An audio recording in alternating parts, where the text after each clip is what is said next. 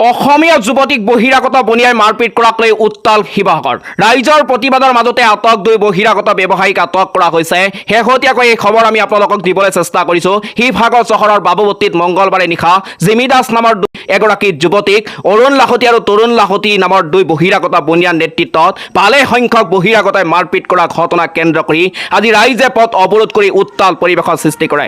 এগৰাকী অসমীয়া যুৱতীক এইদৰে দলবদ্ধভাৱে অনা অসমীয়াই আক্ৰমণ কৰাৰ প্ৰতিবাদত আজি বিভিন্ন দল সংগঠনে পথ অৱৰোধ কৰি প্ৰতিবাদ সাব্যস্ত কৰে। আজি পুৱা 10 বজাৰ পৰা শিৱসাগৰৰ বাবুপট্টিত বিভিন্ন দল সংগঠনে ঐক্যবদ্ধভাৱে ঘটনাৰ উচিত বিচাৰৰ দাবীৰ লগতে দোষীৰ শাস্তিৰ দাবীৰে পথ অৱৰোধ কৰাত সকলো ধৰণৰ যান বাহন আবদ্ধ হৈ পৰে। ফলত সম্পূৰ্ণভাৱে বন্ধ হৈ পৰে যাতায়াত ব্যৱস্থা।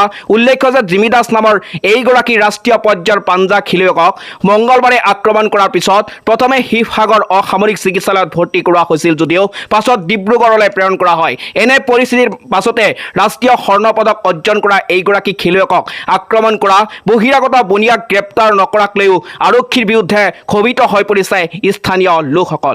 জিমি দাসৰ সৈতে সংঘটিত হোৱা এই ঘটনাক কেন্দ্ৰ কৰি শিৱসাগৰত এক চেপা উত্তেজনাই বিৰাজ কৰিছে।